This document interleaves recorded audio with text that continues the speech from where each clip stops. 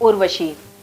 रामधारी सिंह दिनकर गीत आता है मही से, या कि मेरे ही रुधिर का राग यह उड़ता गगन में। बुलबुलों की फूटने लगती मधुर स्मृतियां हृदय में।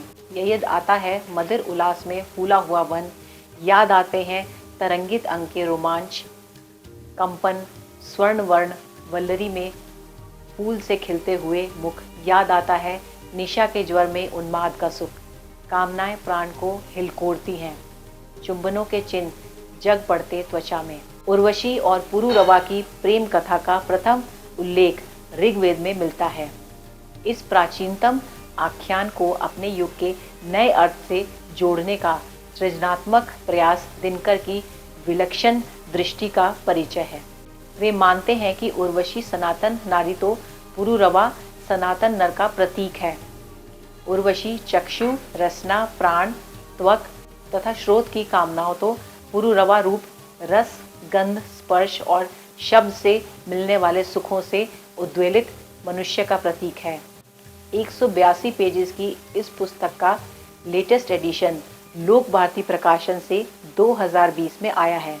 तो करेंगे पुस्तक पर बात, लेकिन उससे पहले if you have not subscribe to our YouTube channel then please do subscribe and don't forget to press the bell icon to get our latest updates. Well, I'm Radhika and you are watching Bookbaj.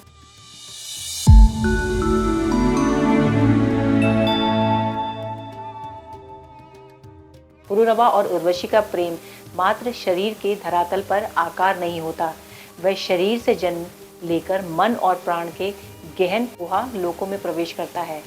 रस के भौतिक आधार से उठकर रहस्य और आत्मा के अंतरिक्ष में विचरण करता है। इसलिए मृत्युलोक के नाना सुखों में वह व्याकुल और विष्णन है। उर्वशी देवलोक से उतरी हुई नारी है। वह सहज निश्चिंत भाव से पृथ्वी का सुख भोगना चाहती है। पुरुरवा की वेदना समग्र मानव जाति की चिरंतन वेदना से ध्वनित है। उर्वशी से पुरुरवा के बिछड़ने के बाद विरह को दिनकर एक दार्शनिकता के साथ व्यक्त करते हैं। संन्यास प्रेम को बर्दाश्त नहीं कर सकता, न प्रेम संन्यास को, क्योंकि प्रेम प्रकृति और परमेश्वर संन्यास है और मनुष्य को सिखलाया गया है कि एक ही व्यक्ति परमेश्वर और प्रकृति दोनों को प्राप्त नहीं कर सकता। और वेदना की भूमि चूंकि पुरुरवा के संन्यास पर समाप्त नहीं हुई, इसलिए औशीनरी की व्यथा ने कविता को वहां समाप्त होने नहीं दिया। निहितार्थ यही कि इंद्रियों के मार्ग से अति निद्रिय धरातल का स्पर्श कर प्रेम की आध्यात्मिक महिमा को एक व्यापक धरातल पर रचती उर्वशी दिनकर की अपने पाठ और प्रभाव से कभी न खत्म होने वाली कृति है। उर्वशी रामधारी सिंह दिनकर द्वारा रचित एक काव्य नाटक है, जिसे गीति नाट्य भी कहते हैं। यह 1961 ईस्वी में प्रकाशित हुआ था। इस पुस्तक में 182 पेज हैं। इस काव्य में दिनकर ने उर्वशी और पुरुरवा के प्राचीन आख्यान को एक नए अर्थ से जोड़ा है। इसके लिए 1972 ईस्वी में उन्हें ज्ञानपीठ पुरस्कार मिला था। इस कृति में पुरुरवा और उर्वशी दोनों अलग अलग तरह की प्यास लेकर आए हैं। पुरुरवा धरतीपुत्र है और उर्वशी देवलोक से उतरी हुई नारी है। प्रेम और सौंदर्य की मूल धारा में जीवन दर्शन संबंधी अन्य छोटी छोटी धाराएं आकर मिल जाती हैं। पुरुरवा के भीतर देवत्व की तृषा है और उर्वशी का दर्शन पक्ष है प्रेम और ईश्वर, जैव और आत्म धरातल को परस्पर मिलना। वैसे तो यह एक शाश्वत प्रश्न है जो इस युग के मूलभूत प्रश्नों से जुड़ता नहीं दिखता, किंतु प्रकारांतर से कहा जा सकता है कि धरती और स्वर्ग धरती से मिलने के स्वर को ऊंचा करना और उपेक्षित धरती की महत्ता स्थापित करना मुख्यतः आज की प्रवृत्ति है। उर्वशी को अप्सराओं में सबसे सुंदर और सबसे अच्छी नर्तकी माना है। उर्वशी को कई पौराणिक घटनाओं में दिखाया गया है। राजा और स्वर्ग के शासक इंद्र के दरबार में एक विशेष स्थान रखती हैं। इसमें लिखा गया है कि प्रेम को केवल शारीरिक मिलन ही नहीं, अपितु शरीर को धर्म के आगे छूने वाला क्षितिज कहा गया है। दिनकर जी के अनुसार काम को धर्म में बाधक नहीं समझना चाहिए। उर्वशी पृथ्वी पर जाकर पुरुरवा से मिली, वहां उनका मिलन होता है, उनका विवाह होता है।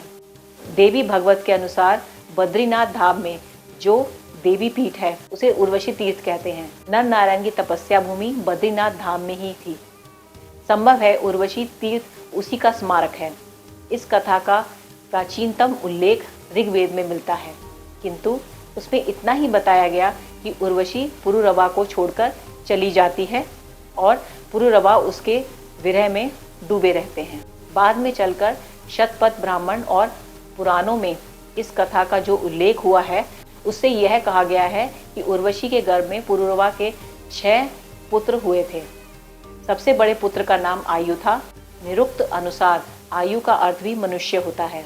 इस दृष्टि से मनु और ईड़ा तथा पुरुरवा और उर्वशी ये दोनों ही कथाएं एक ही विषय को व्यंजित करती हैं। सृष्टि विकास की जिस प्रक्रिया में कर्तव्य पक्ष का प्रतीक मनु और ईड़ा का आख्यान है, उसी प्रक्रिया का भावना पक्ष पुरुरवा और उर्वशी की कथा में कहा गया है। आधुनिक हिंदी साहित्य में रामधारी सिंह दिनकर ने इसी कथा को अपने काव्य कृति का आधार बनाया और उसका शीर्षक भी उर्वशी रखा। महाभारत की एक कथा के अनुसार एक बार जब अर्जुन इंद्र के पास अस्त्र विद्या की शिक्षा लेने गए तो उर्वशी उन्हें देखकर मुग्ध हो गई।